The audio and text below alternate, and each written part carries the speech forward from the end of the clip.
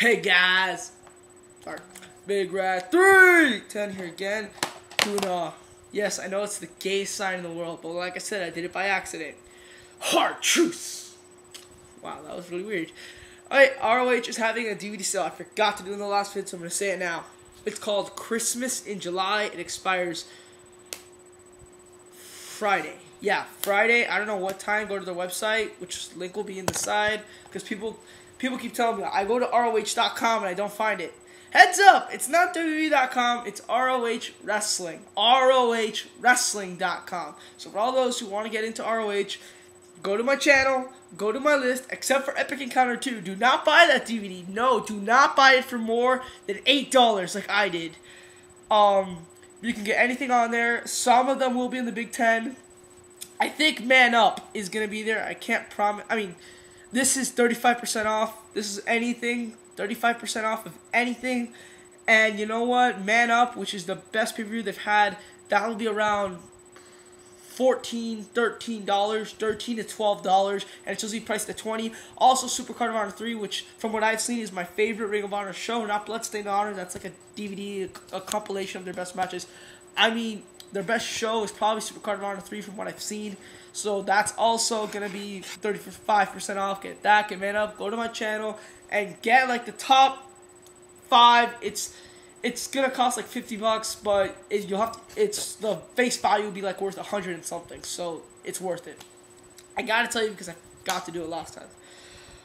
Okay, this category of Hardtruths is gonna be Final Battles, Final Battle 2007, and Final Battle 2008. Overall, I think both these shows are highly overrated. Honestly, I've seen some of the reviews on here. I have not seen Sanders Robin full vid on it, but I heard he gave this a 9.5. I saw True Slayer, who never gives anything higher than an 8, give the Final Battle 2008 a 9.5, and this, let me just get that. Final Battle 2007, like ROH Styles, give it 8.5. I saw Bryan Masters 13 give it a 9. Really, I think both shows are a bit overrated, if you ask me, because some of the matches didn't work for me.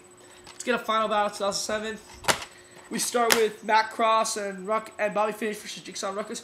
Pretty nice opener. This, and like no one really knows who Matt Cross is, and if you want to know who he is, you gotta see Man Up. You should, I guess, check out this show because this is the only time I've ever heard of Matt Cross, and he's in the 7th anniversary show, and I don't remember seeing him in any DVD from then until then, but he's a pretty good guy. I like his work in the ring. So yeah, it's a nice little opener. I'm gonna give 2.5 stars. Then we go to, actually 2 3/4. It was a bit better than that. Larry Sweeny versus Claudio Castagnoli. This is a dud. I understand, like, Larry Sweeny can wrestle, but he chose to wrestle the role as a manager. He didn't chose to wrestle as a wrestler, you know, to make the story look better. But honestly, the match sucked. It was 2 minutes of literally Larry Sweeny hitting Claudio Castagnoli's leg. And, ooh, storytelling. And no thank you. I'm sorry. It was so bad. I'm going to give it a dud. It's not even worth giving a star. I mean, it wasn't supposed to be good, but still, come on. You could have made it a 10-second squash from I know, but Larry Sweeny went over. That's the only problem with that theory. Necro Butcher, Jack Evans, 3-star, no DQ. Necro Butcher only does good in no DQ. I mean, what I've seen from him is okay, and that's like at the best in a non-stipulation match. Okay little match here. I'm going to give it 3 stars. Next we have Naomichi Marufuji versus Davey Richards. I'm going to give this 3.5.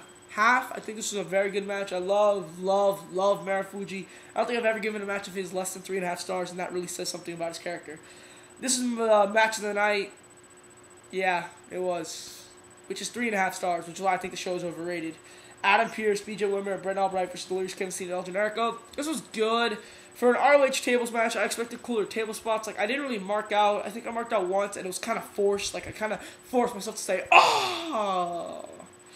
Not really anything great, but I did enjoy it the most out of any other match, so 3.5 stars. Romero, Ernie, Osiris, this gets an NA. It was less than like 45 seconds. Not even worth going over. Romero got the win there. Roderick, Strong, Erick Stevens, this was pretty good. I'm going to give it 3.25. I really like Erick Stevens a lot, and I've always loved Roderick Strong. Pretty good little match. These guys have pretty good chemistry. Then we go to Takeshi, Morishima, Bryan, Danielson, Osiris. This match was a disappointment for me. I see people rating this match 4 stars. I'm giving it 3, and I really think I'm being nice. I did not enjoy the match at all. I really didn't. Chris Hero didn't do anything. He just stood there showing off. Bryan Danielson. Once Takeshi Morishima was gone, the match kind of went downhill for me. Bryan Danielson and Austin Aries didn't do as good as I thought they would. I was really disappointed with the match. I'm just going to give it 3 stars. And I see people give it 4.25. I think that's a way overrated, if you ask me. Then the Briscoes versus Jimmy Jacobs Tyler Black. Again, I was really looking forward to this match. I'm going to give it 3.25. I thought it was good, you know. I expected a lot more from these guys, though. And it just felt like, I don't know, I saw a 17-minute match. But I felt like that I only saw 8 minutes worth of action, and the rest was just nothing much. Obviously, Jacobs and Tyler Black winning the belts in the last ROH show kind of says something, but then they lose the belts a month later. So, but still, I'm gonna give it 3.25. I'm gonna give the show a 7.5. I would give it a 7.5, but there are several 3-star matches. And also, you know, the reason it's not an 8, it's because it didn't have that 4-star match. The match that's like, whoa, match of the night, check this out. There's nothing on here that you should really go out of your way to see.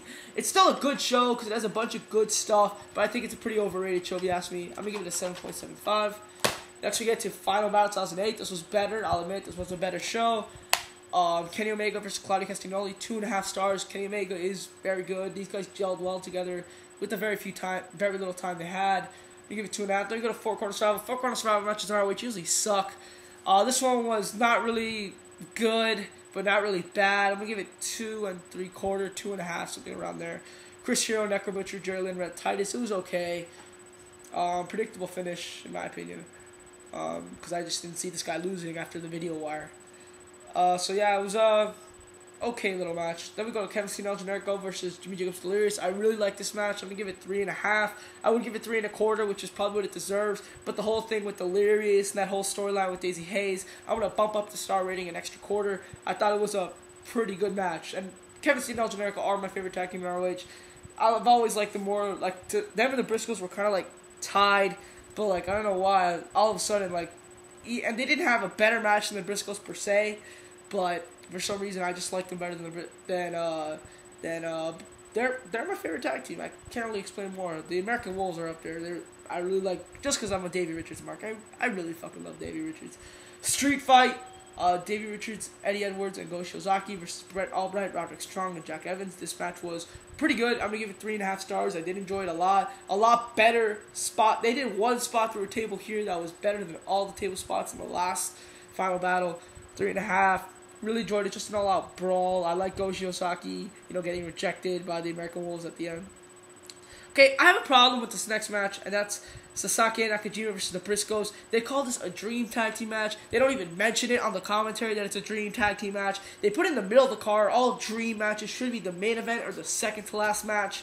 And they had a show, on one of their shows, they had a gauntlet where the winning team would fight these guys at this show, and it made it look like such a big deal, and it just felt like another match. They didn't hype up the dream match as good as they could have, and it wasn't even that good. It was 3.25, which is still a good match, but I expected a lot more, obviously, from a dream match per se, but somewhat. This match is also very overrated, as was the main event. Tyler Black, Austin Aries. I've seen people give this 4.5. These guys really didn't do much, honestly. I think I can name all the spots in the match, every single spot, and I don't think, without repeating myself, I don't think I can say more than 15, 10. They really didn't do much. And they had 18 minutes.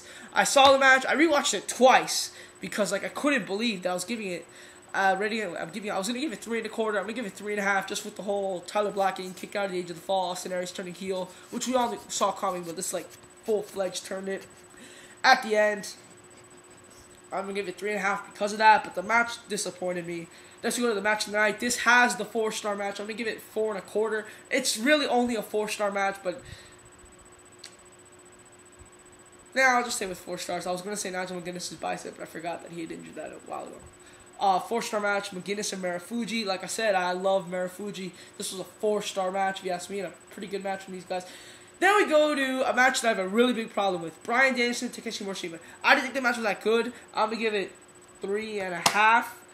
Now, why do they have this match on this show? These guys had a feud in 2007. Why don't you have their fight without honor in this Final Battle 2007? They had a feud. They had 3 matches, I believe. And then they just put the feud on pause for a whole fucking year. And they bring it back at this show with almost no build.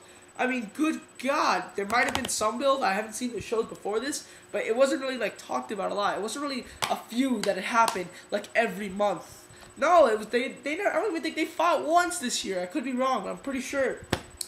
Why don't you have that match on this show? It makes more sense. It didn't make sense to put it a year after. And also, they claimed this a 16-month feud. That said it was a build as a 16-month feud. And there wasn't any after talk. After the match was over and Bryan Danielson addressed the ROH crowd thanking them for the biggest attendance. Like, it's like that whole match didn't happen. I understand that you have to say that speech for the crowd. But good God, address the feud. Say, Takeshi Morishima, hey, it's over. Yeah, do something. Don't just leave it. And the match also under-delivered in my opinion. I was going to give it 3 1/4 or even 3 stars. But I'm going to give it 3.5 just because of the end of the feud, the culmination of a rivalry. And Bryan Danielson did do some, like 1 or 2 spots that I've never seen before. And you guys always know I always bump with the rating when I see something I've never seen before. This show is pretty good. I'm going to give it an 8.25. I did enjoy it, but I think it's very overrated. Bigrat310, I'm out, guys. Peace.